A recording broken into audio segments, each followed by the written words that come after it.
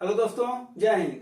चलिए फिर मैथ का प्रैक्टिस कर लिया जाए और फिर कुछ इंपॉर्टेंट क्वेश्चन को देख लिया जाए जो कि आपकी परीक्षाओं में पूछे जाते हैं और सबके सब प्रीवियस ईयर क्वेश्चन है। ठीक है ना।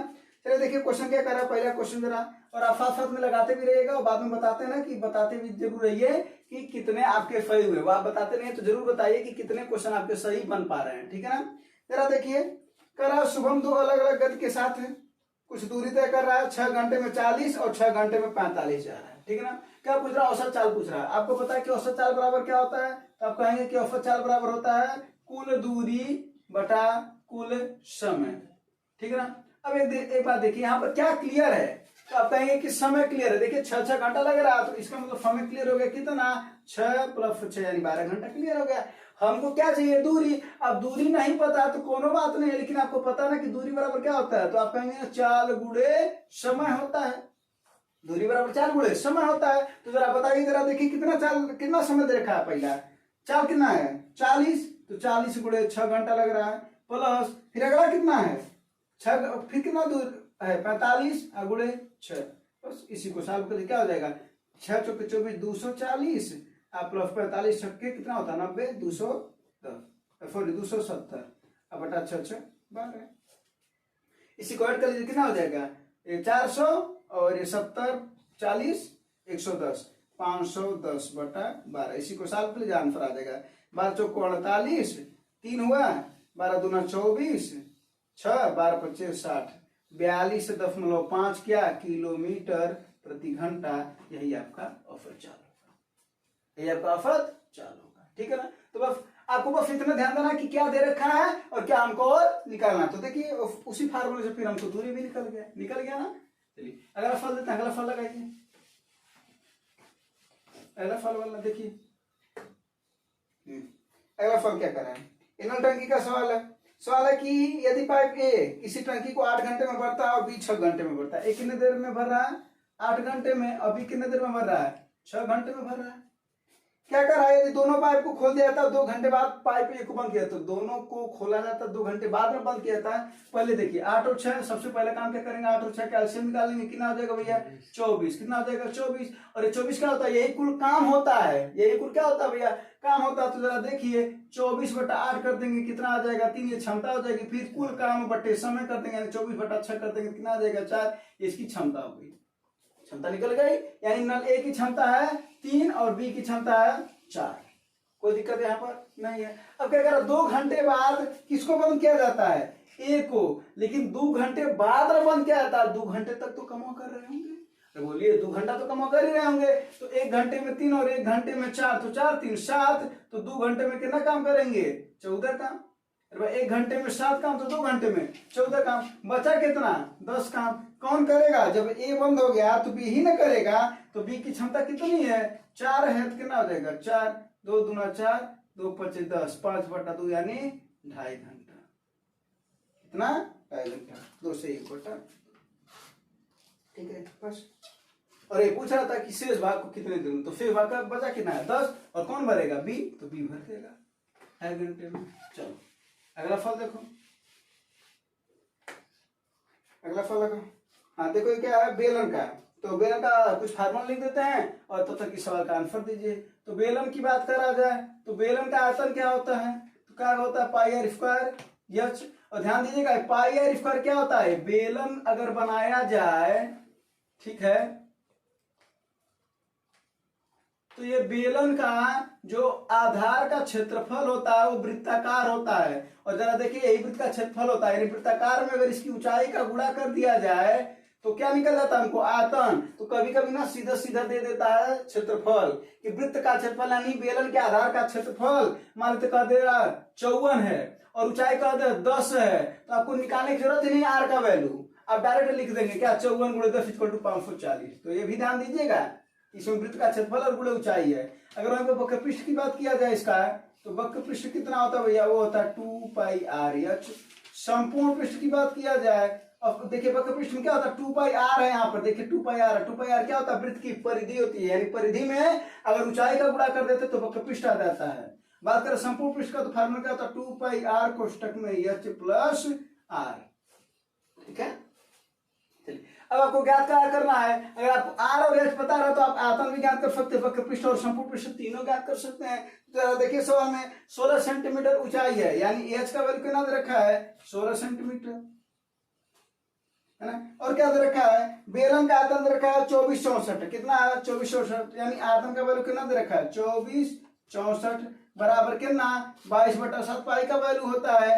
आर का वैल्यू ज्ञात करना है और एच का वैल्यू कितना है 16, ठीक ना।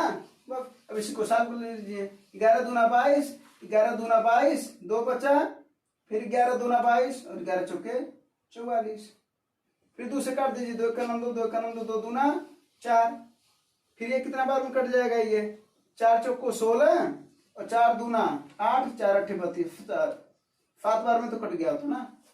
तो आर का वैल्यू कितना हो जाएगा, फात इधर है फात इधर है, ये फात ऊपर ही तो है 749, तो आर का वैल्यू कितना आ जाएगा 7। आर स्क्वायर की वैल्यू 49, तो आर की वैल्यू कितनी आ गई 7। अब क्या पूछ रहा है, उसके आधार की त्रिज्या बताओ, ये तो है आर की वैल्यू कितनी है 7। अगर वही पे पूछता वक्र पृष्ठ बताओ तो 2 पाई आर एच, आर का वैल्यू और एच का वैल्यू रख देते तो आंसर आ जाता है ना। फार्मूला भी नोट कर लीजिएगा,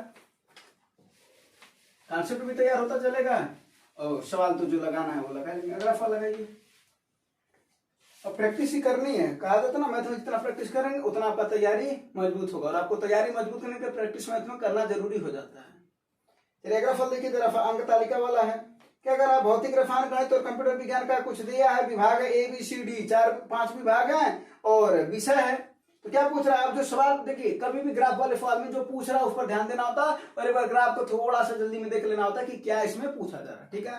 तो जरा देखिए क्या पूछा जा रहा है, भौतिक रसायन और गणित के वर्ग ए और वर्ग बी में छात्रों का अनुपात पूछ रहा है। तो वर्ग ए में जरा देखिए कितने हैं भौतिक रसायन और गणित के, तो 400 लिख रखा है, देखिए 400 है, फिर कितना उसके नीचे जस्ट 750 और फिर कितना है 350 है, तो सबको ऐड कर लेंगे तो कितना आ जाएगा 0 0 और 5 4 11 3 14 1 15, यानी 1500 आ गया ए वर्ग में तीनों में, फिर केमिस्ट्री मैथ में।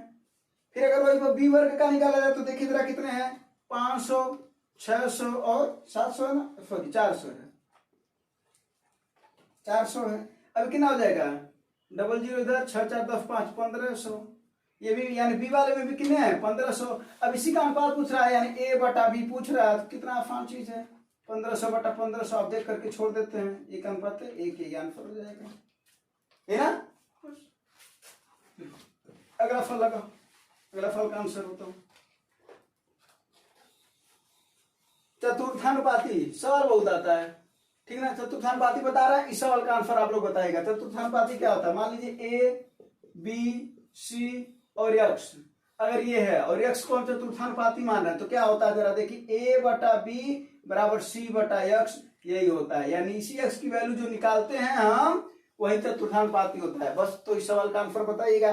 4 अंक क्या है 125 है, 196 है, 625 है, पूछ रहा है इसका चतुर्थानुपाती क्या होगा, क्या हो जाएगा 125 बटा 196 बराबर 625 बटा, यहाँ पर क्या बोले एक्स मान लो चतुर्थानुपाती को, एक्स उसी की वैल्यू सॉल्व कर दोगे आंसर आ जाएगा, ठीक है। तो इसका आंसर बताना है बस, चलो काट दोगे ना, ये जरा देखो अगर काट भी दें 125 से कितनी बार में कट जाएगा, ये 5 बार में, और इसको 96 का 5 में गुणा कर देंगे तो कितना हो जाएगा 225 1000 और 5 चौके 20 कम कर दो 980, एक्स का वैल्यू कितना हो जाएगा 980, फाल भी कर दिए तो 980 आया होगा, है ना। तो चतुर्थानुपाती पर ध्यान देना। अगर मध्यानुपाती पूछा होता है तब क्या होता है, तो मध्यानुपाती हो जाता है क्या, अगर मान लो ए बी और सी अगर इनका मध्यानुपाती अगर पूछा जाए तो होता है बी स्क्वायर बराबर ए गुणे सी, ध्यान देना है, यानी बीच वाले का वर्ग फिर दोनों के क्या होता है गुणनफल के बराबर होता है, ये होता है मध्यानुपाती, ठीक है। चलो यानी कहते हैं 4 और 16 का मध्यानुपाती क्या हो जाएगा, तो क्या हो जाएगा 4 गुणे 16, 16 चौके 64, तो 64 को करड़ी में कर दोगे तो क्या हो जाएगा 8, वही आंसर हो जाएगा मध्यानुपाती का। अगला फल लगाओ भाई। हाँ अगला फल देखो जरा कर, एक बेईमान व्यापारी है, वो बेच रहा है, तो 1 किलो पर देखो बात क्या है, सवाल में क्या कर रहा है, सवाल पढ़ लेना। तो सवाल में 1 केजी का मतलब कितना भैया 1000 ग्राम, 1000 ग्राम की जगह पर वो 800 ग्राम का यूज कर रहा है, कितना ग्राम का यूज 800 ग्राम का यूज, यानी एक्चुअल उसे देना चाहिए था 1000, लेकिन दे कितना रहा है 800 ग्राम दे रहा है, तो उसको फायदा कितने का हो रहा है 200 का हो रहा है, 800 में 200 का फायदा रहा, परसेंटेज निकालना पड़े 100 कर दो बस, कितनी बार में कट जाएगा 4 और कितनी बार में 25, इसको फायदा कितना हो रहा है 25% का, कितने का 25%। क्लियर। चलो तो पूछ रहा है कि उसको लाभ हो रहा है, लाभ बिल्कुल हो रहा है, 200 रुपया बचा, 200 ग्राम बचा रहा तो लाभ है नहीं हो रहा है, लाभ तो बिल्कुल हो रहा है। अगला फॉर्म, अगला फॉर्म देखो करा 800 रुपये। ये सवाल अच्छा सवाल है, ये सवाल अच्छा सवाल है। 800 रुपया है देखो, अरे सॉरी 8000 रुपया है, 8000 रुपया है मूलधन, रख लो। करा है 15% की दर से 2 वर्षों में चक्रवृद्धि ब्याज के बीच क्या अंतर होगा जब ब्याज वार्षिक रूप से फंडित होता है और 8 माह से। यानी एक बार वार्षिक रूप से संयुक्त किया जा रहा है और एक बार 8 माह से। जरा यहाँ पर आइए, जरा बहुत बारीकी से बात को समझाया जाए। वार्षिक रूप से अगर संयुक्त किया जाएगा तो रेट कितना है, तो रेट का वैल्यू 15%। देखिए दो चीज याद करेंगे, चाहे वार्षिक रहे, 6 माही रहे, 3 माही रहे, ठीक है ना, चतुर्थ माही रहे, 8 मासिक रहे, 10 मासिक रहे, कुछ भी रहे, हमको क्या करना है भैया, हमको करना है ब्याज। जब वार्षिक फंड करेंगे तो हमको आर और एन की वैल्यू चाहिए। तो देखो भैया आर है 15% और एन है 2 वर्ष, तो 2 वर्ष क्योंकि वार्षिक है तो 2 वर्ष है, कोई दिक्कत नहीं है। अगर वहीं पर अगर यहाँ पर क्या कर 8 मासिक, कितना 8 मासिक, तो जरा 8 मासिक के हिसाब से आओ जरा देखते हैं। अगर पूरे साल का 15% यानी 12 महीने का 15%, तो 8 महीने का कितना हो जाएगा, तो क्या कहोगे 8 गुणे 15/12 हो जाएगा। 4 दूना 8, 4 3 12, 3 5 15, 5 दूना 10%। और बात समझ आए कि नहीं है। अरे 12 महीने में 15%, तो 8 महीने में 10% नहीं करेगा, कोई इसमें डाउट नहीं है। तो 8 मासिक में हमको रेट मिल गया कितना 15%, ये हमको आर की वैल्यू मिल गई। और वहीं पर समय की जो वैल्यू है यहाँ पर वो देख लेते हैं। समय बताओ कितना समय है, 2 वर्ष समय, लेकिन 8 मासिक के हिसाब से समय बताओ कितना हो जाएगा। तो कहोगे ना भैया 20 12 दूना 24 महीने होते हैं ना 2 साल में, 2 साल में 24 महीने ना, तो 8 के हिसाब से क्या हो जाएगा 24/8, यानी एन का वैल्यू कितना मिल गया 3। बस ये ध्यान देना है, आर और एन का वैल्यू याद करना। वैसे आर और एन यहाँ पर लिख देते हैं, आर का वैल्यू कितना मिल गया 10%, तो आर और एन का वैल्यू यहाँ पर मिल गया। ठीक है, ये क्लियर हो गया, यहां तक बातें समझ में, यहां तक कोनो परेशानी प्रॉब्लम समस्या कुछ नहीं है, तो अच्छी बात है।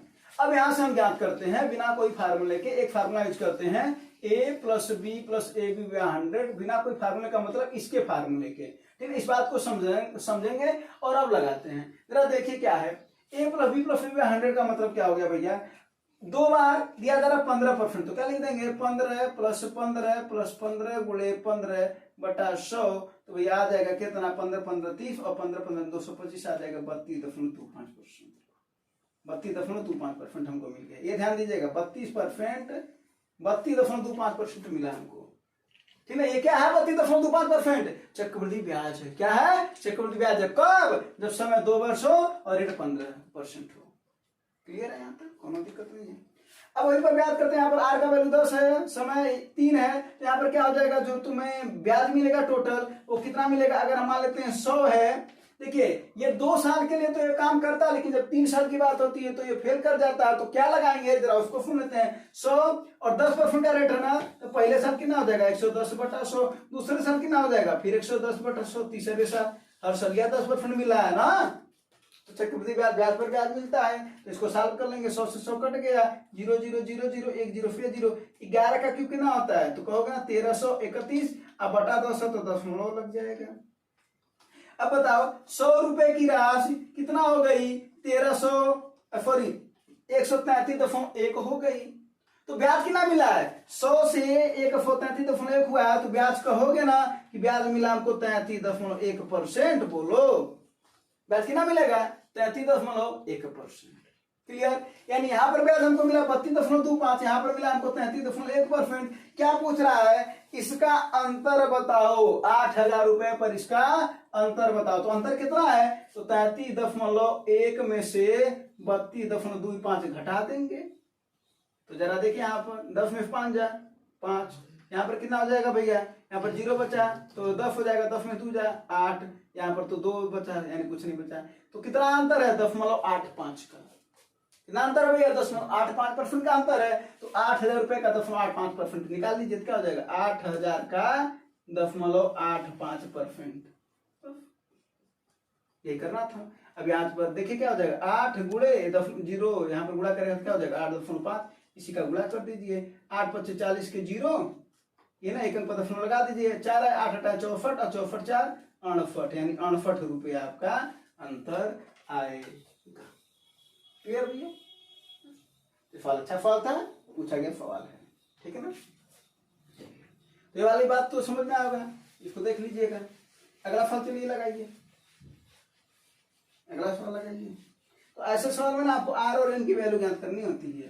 अगर वो समझ में आ गया तो आप सवाल फॉर्मेट समझ सकते हैं।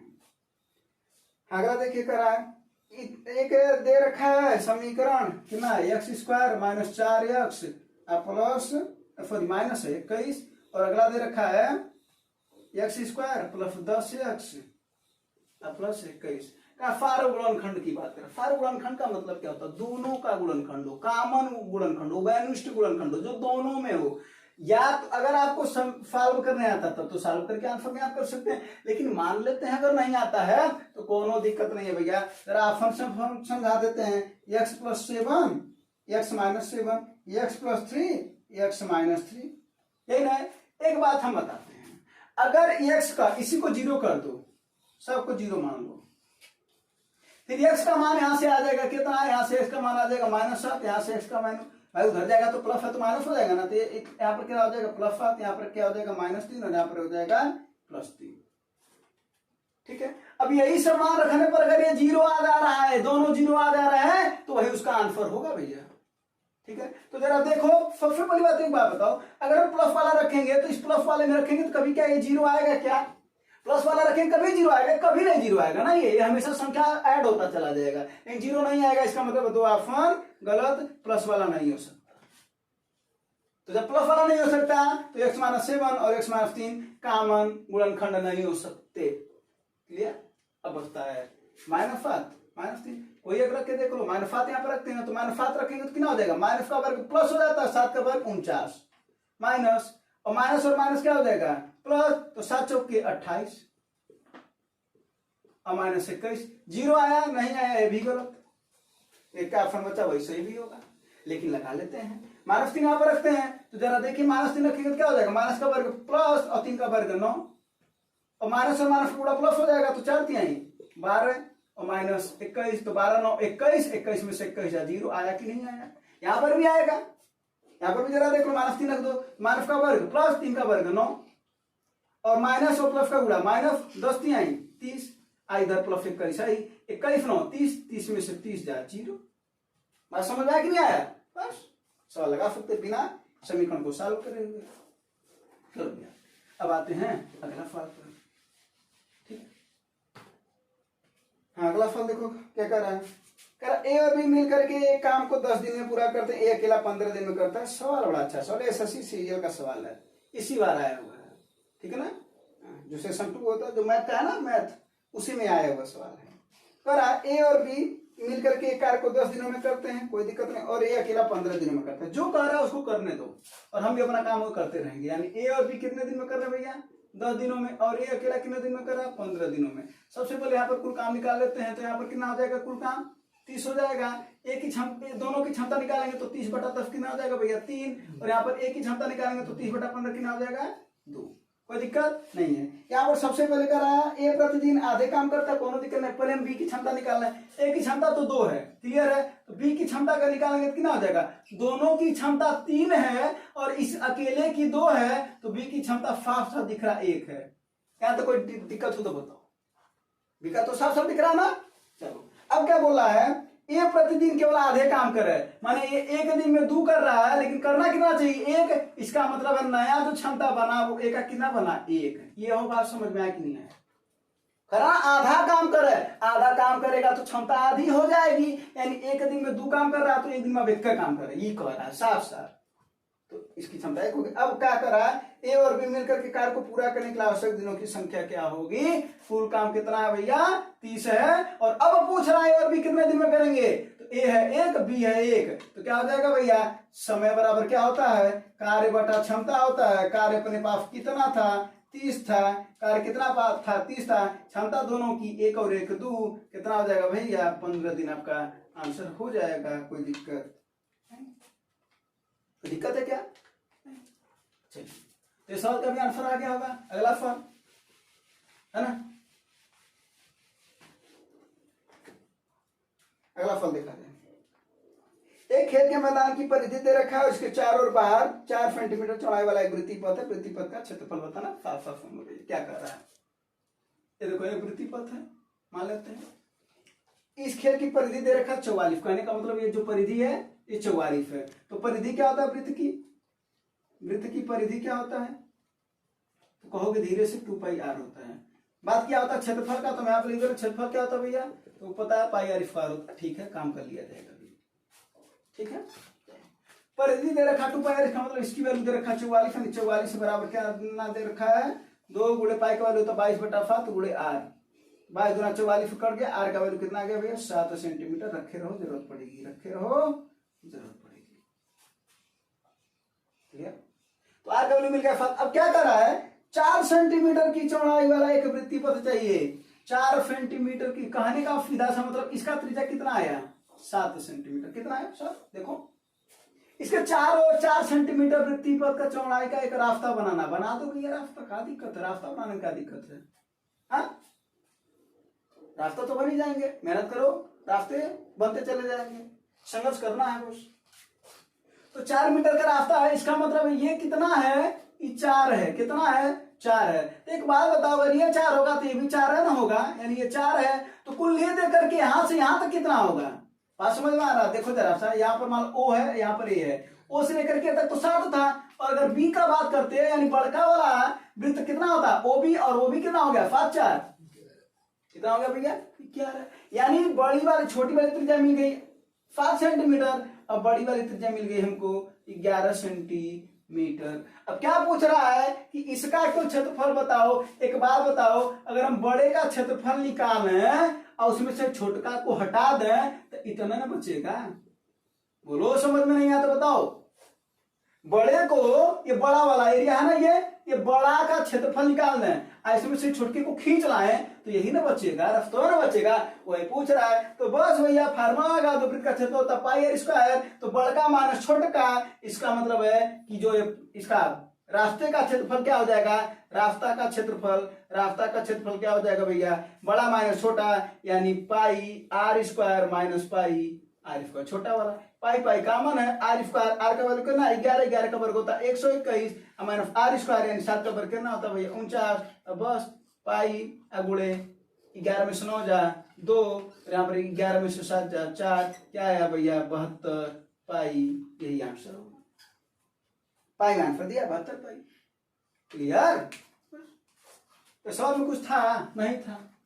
सवाल समझ जाएंगे ना तो जल्दियों लगाना सीख जाएंगे। सवाल नहीं समझेंगे तो जल्दी कैसे लगाएंगे, पहले तो समझना जरूरी है ना। अगर तैयारी शुरुआत करें तो सबसे पहले सिलेबस की तैयारी करिए और बीच में जब प्रैक्टिस जरूर दिया करिए, क्योंकि प्रैक्टिस ही बताता है कि हम कहां तक पहुंचे। क्लियर है ना? और वही सबसे ज्यादा जरूरी होता है। अगला सवाल है, शंकु की बात कर रहा है।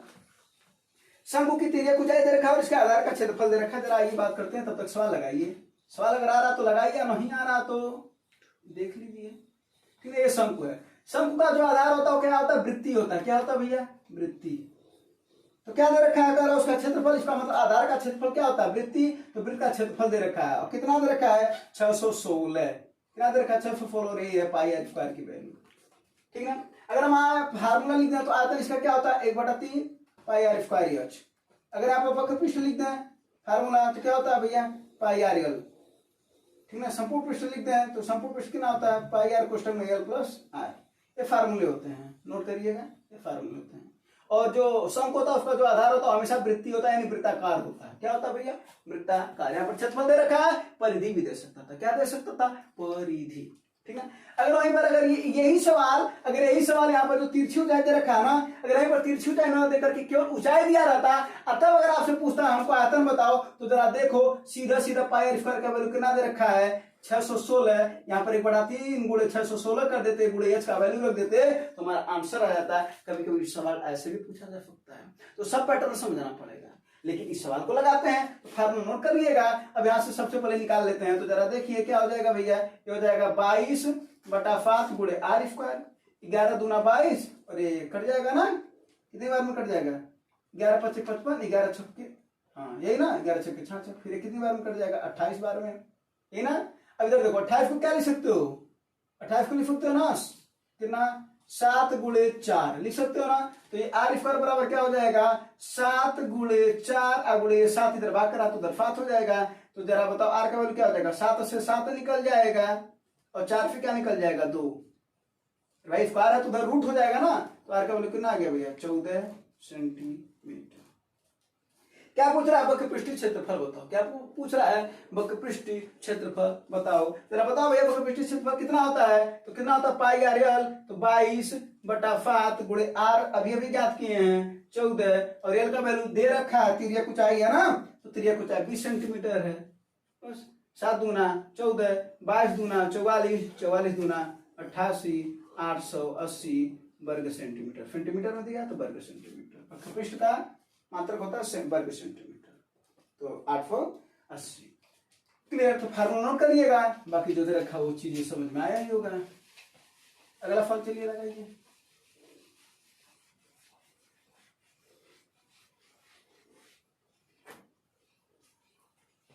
हाँ अगला फल इसको बताते हैं। अगर मान लेते हैं कि आपको फार्मूला 3 वाला जो है यानी क्यूब वाला फार्मूला अगर आप भूल रहे हैं तो आप फल को कैसे लगाएंगे, जरा ध्यान से सुनिएगा, बड़ा अच्छा सवाल है ये।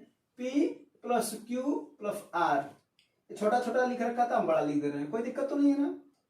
13 ये लिख रखा है, फिर क्या लिख रखा है p q plus q r plus r p बराबर 30।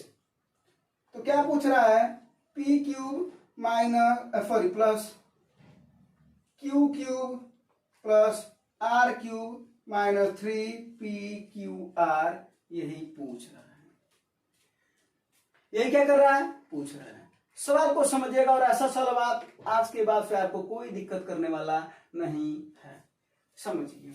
यहां पर आपको जो पहला काम करना है, किसी एक को जीरो मान लीजिए। पहला काम क्या करना भाई, किसी एक को जीरो मान लीजिए। किसको जीरो मानना चाहते हैं, अगर मान लेते हैं आप कह दीजिए आर को जीरो मान, किसी को भी जीरो मान सकते हैं, चलिए पी को ही जीरो मान लेते हैं, पी को जीरो मान लेते हैं, क्यू को जीरो मान लेते हैं, किसी को भी जीरो मान लीजिए। तो इसको मान लेते हैं जीरो मान लिया, तो क्या बचा भैया पी प्लस क्यू, यहाँ पर क्या बचा पी प्लस क्यू। तो नया समीकरण क्या बना कि पी प्लस क्यू बराबर 13 है।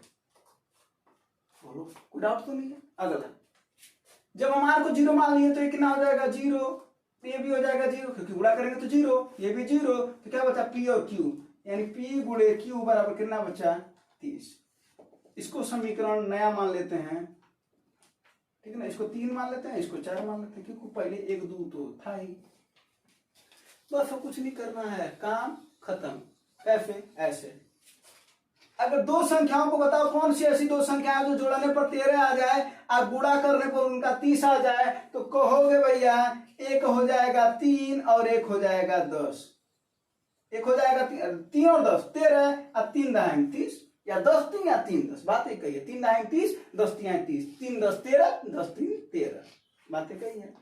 अब इसी में रख दो, तो यहाँ पर देखो जरा सा, इसका भी मान ज्ञान करते हो। आर को हम पहले जीरो माने ना, तो यो जीरो हो जाएगा, और आर का यहाँ पर गुणा करेंगे तो यो जीरो हो जाएगा, तो बचेगा केवल और केवल 2 ठो। तो क्या हो जाएगा पी क्यूब धन क्यू क्यूब, इसका मतलब किसी एक का क्यूब कर दो तो 3 का क्यूब कितना हो जाएगा भैया 27, क्यू क्यूब यानी 10 का क्यूब कितना हो जाएगा 1000, और जब इसी को जोड़ दोगे कितना आ जाएगा 1027। यही आंसर हो जाएगा बिना कोई इसके फार्मूला के। बातें समझ में आया नहीं? इसमें क्या करना है, किसी को जीरो कर देना है और तुरंत ऐसे सवाल को लगा लेना, तो फिर 2 में समीकरण बन जाएगा और आसानी से सोचा जा सकता है कि इसको जोड़ने पर कितना आएगा। तो जोड़ने पर 13 आना था, गुणा करने पर 30 आना था। संख्या सोच लिए और जो पूछ रहा था उसी में हम रख दिए, क्योंकि जहां पर जीरो रखे हैं सब जगह जीरो रखना पड़ेगा, किसी एक को, किसी भी एक को। ठीक है, अगला फल लगाइए। अगला फल जरा देखिए क्या है। राहुल अपनी आय का कुछ भाग खर्च करता है और शेष भाग बचाता है, उसका व्यय और बचत का अनुपात 5:4 है। देखो भैया आय बराबर क्या होता है, कहोगे ना व्यय प्लस बचत, यही ना। तो क्या कर रहा है व्यय और बचत, व्यय और बचत का अनुपात दे रखा है 5 और 4। जरा एक बार बताओ, अगर व्यय 5x और ये 4x अलग अलग मानना है तो आय कितना हो जाएगा, तो कहोगे ना व्यय प्लस बचत यानी आय कितना हो जाएगा, तो कहोगे कितना 9x, और ये 9x किसके बराबर है 36,000 के। अरे भाई आज 36 दे रखा है ना, तो आज 36 के बराबर है, तो 9x बराबर 36, क्या हो जाएगा 9 से कट जाएगा तो x बराबर कितना आ जाएगा 4000। और क्या पूछ रहा है भैया, पूछ रहा है बचत बताओ, बचत पूछ रहा है ना, व्यय बताओ, व्यय बताओ तो कितना हो जाएगा 5x यानी 5 गुणे 4000 यानी इक्वल टू कितना 20,000 रुपया। तो 20,000 इसका क्या हुआ क्या हुआ, व्यय हुआ, और 16,000 रुपये क्या हुआ, बचत हो जाएगा। ये पूछ रहा था, उसका अंतर पूछता तो कितना हो जाता, 5 और 4 का अंतर 1 है, यानी 1 से मात्र 4,000 उसका अंतर होता। ठीक है, अगला फल लगाओ। अगला है, एक आयत की लंबाई उसकी चौड़ाई की 5 गुनी है, चौड़ाई 10 सेंटीमीटर है, तो आयत का क्षेत्रफल बताओ। आयत का क्षेत्रफल क्या होता है, ये सवाल तो इजी सवाल है। आयत का क्षेत्रफल क्या होता है भैया, तो कहोगे ना लंबाई गुणे चौड़ाई। क्या होता है, लंबाई गुणे चौड़ाई। तो लंबाई और चौड़ाई अगर हमको पता रहा तो क्या तो फक्त जरा देखो, चौड़ाई कितनी है, 10 सेंटीमीटर। कितनी है, 10 सेंटीमीटर। और क्या, अगर आयत की लंबाई उसकी चौड़ाई की 5 गुनी है, यानी चौड़ाई की 5 गुनी, तो चौड़ाई 10 अगर, तो लंबाई कितना हो जाएगा, 5 गुना यानी 50। अब इसी का क्षेत्रफल पूछ रहा है, कितना हो जाएगा भैया, 500 वर्ग सेंटीमीटर। ये आंसर है। कितना इजी सवाल है, इजी है, दिया भी है प्रीवियस ईयर में। परिमाप करेंगे तो 2 गुणे लंबाई धन चौड़ाई होता है परिमाप का फार्मूला। अगला फल देखो, अगला सवाल अच्छा सवाल है, ठीक है ना, इसको बताते हैं। करा ए बी के पास ए और बी का 3:4 है। अब बी और सी के पास कितना है, 2:3। ठीक है ना। चलो, अब जो कह रहा वही हम सुनेंगे। सबसे पहले यहाँ पर तीनों के अनुपात ज्ञात कर लें, क्या हो जाएगा। तो यहाँ पर बी और बी कॉमन है, तो जो कॉमन होता है उसी को बराबर करते हैं। तो यहाँ पर 4 है और यहाँ पर 2 है, तो कैसे बराबर होगा, 2 का गुणा कर दिया जाए, तो 2 गुना कितना हो जाएगा, 4:2 6। तो इसलिए यहाँ पर अनुपात मिल गया ए बी और सी का जो मूल है, यानी मूल अनुपात कितना मिल गया भैया, 3 है ए, 4 कॉमन हुआ है, तो वही तो बी है ना, कॉमन हुआ है, और ये कितना हो गया 6, यानी मूल अनुपात हमको कितना मिल गया, 3 4 और 6। कोई दिक्कत नहीं। यदि सी 20 पुस्तकें ए को दे देता है, अगर सी 20 पुस्तकें यानी सी 6, अगर ए को 20 दे रहा है तो सी का कम होगा, 20 दे रहा है, और ए को देगा तो ए लेगा तो ए का ज्यादा होगा। इसका मतलब होगा, अगर हम यहां पर मान लेते हैं ए बटा सी करते हैं, मान लेते हैं ए बटा सी, ए कितना है, यहां पर अगर अलग अलग बात किया जाए तो 3x है, ये 4x है, और ये कितना है 6x है, तो कितना हो जाएगा 3x, और सी कितना है 6x। सी क्या कर रहा है, 20 पुस्तक दे रहा है ए को, यानी 20 इसका घट रहा है और इसका 20 बढ़ रहा है। ये बात समझ में आया कि नहीं है भाई, सी देगा ना, तो सी देगा तो कम हो जाएगा ना उसके पास। तुम किसी चीज को, किसी को कुछ दोगे तो कम ना हो जाएगा, बस ज्ञान को छोड़ करके। तो 20 यहाँ पर क्या है, कम हो गया, और ये 20 इसका बढ़ गया। वही अनुपात क्या कर रहा है, बदवा में 4 4 और 5 का हो जा रहा है ए बी और सी का। तो जरा बताओ, ए का कितना हो रहा है 4, सी का कितना हो रहा है 5। हमको जिससे मतलब है बस उसी को ध्यान देंगे, ठीक। तो इसी को सॉल्व कर क्या हो जाएगा, 5 3 15x प्लस 5 दूना 100 बराबर 6 चौक 24 24x माइनस 80। इधर जाएगा तो इधर आएगा तो 180 हो जाएगा, और ये 24 15 में 24 है 9x, तो कितना हो जाएगा भैया, x बराबर 9 दूना 18 यानी 20। इसकी वैल्यू कितनी आ गई 20। अब क्या पूछ रहा है, तो ए बी सी के पास मूल रूप से पुस्तक कितनी है, तो मूल कितनी है 3 4 5 6, कितना हो जाएगा 20 3 60 20 चौक 80। अरे भाई 3x है 4x है 6x है, और कितना हो जाएगा 6 दूना 12 120। चाहते तो हम इस सवाल को ऑप्शन से भी लगा सकते हैं, कैसे बता दें जरा देखो। ऑप्शन है 30 40 और 60, फिर कितना है 60 80 100 60 80 120। ऐसे सवाल को ऑप्शन से भी लगा देना चाहिए, क्योंकि मान लो ये सवाल तुम्हें ना आ रहा हो इस तरीके से, तो ठीक है, मान लो ये सवाल इस तरीके से ना आ रहा हो तो दिक्कत हो जाता है ना। हाँ तो देखो, हाँ सवाल देखो, तो ये ऑप्शन है। अब जरा देखो क्या कर रहा है, इसका मूल यही पूछ रहा है, बताओ क्या पूछा, ए बी सी के पास मूल कितनी पुस्तक है, तो जो दे रखा है ये कहीं ना कहीं मूलन है, इसका अनुपात निकाल लिया जाए। जरा देखो इसका अनुपात क्या हो जाएगा, 0 0 0 कर जाएगा तो 3 4 6, जाहिर सी बात है 3 4 6 है, यानी पहला ऑप्शन हो सकता है। दूसरा देखो 20 3 1, अगर 0 0 0 कट जाएगा, 2 3 6 2 चौक 8 2 5 10, 3 4 5 गलत, क्योंकि 3 4 6 होना चाहिए, दूसरा ऑप्शन गलत हो गया। क्लियर। तीसरा में आते हैं, 0 0 0 कट जाएगा और कितना हो जाएगा, ये 2 3 6 2 चौक 8 2 छक्के 12, तो 3 4 6, यानी ये भी सही हो सकता है। अगला देखो 0 0 0 कटेगा तो 4 4 5, 4 4 5 कहाँ है, गलत, मूल रूप से यही ना है, ये तो बदनाम हो रहा ना 4 4 5, ये गलत है। 2 ऑप्शन देखो तुरंत गलत हो गए, देख करके। बचे 2 ऑप्शन है। अगवा क्या कर रहा है, सी 20 पुस्तक दे देता है। जरा अगर ये ए है, ये बी है और सी है, अगर ये 20 इसको दे देता है तो इसके पास कितना हो गया, तो कहोगे ना सी के पास कितना हो गए 40 ना। अरे भाई फी के पास 60 है, 20 से दे दिया तो 40 है ना बचा। अब 20 इसको दे दिया तो इसका कितना हो जाएगा 50। जरा इसका अनुपात बताओ कितना हो जाएगा, तो कहोगे ना ए 5 हो गया और सी कितना हो गया 4। आओ देखा जाए, ए 5 है क्या बदवा में, नहीं है ना, तो ये गलत हो गया। भाई देखो ए बदवा में कितना 4 है, सी 5 है। और इस पर देखते हैं, दिखा देते हैं। 120 में से 20 इसको दे देगा तो सी के पास कितना बचेगा, कहोगे 100। ए के पास कितना हो जाएगा, 60 था, 20 पा गया, 80 हो गया। जरा इसका अनुपात बताओ जरा, 0 0 करके 2 चौके 8, 2 5 10। जरा ए देखो 4 है कि नहीं है, ए 4 है। सी 5 है कि नहीं है, सी 5 है। आंसर आ गया ना। तो ऐसा सवाल ऐसे भी लग सकता है। क्लियर। बस एक सवाल और है, हाँ बस एक सवाल और है, ये लास्ट सवाल है,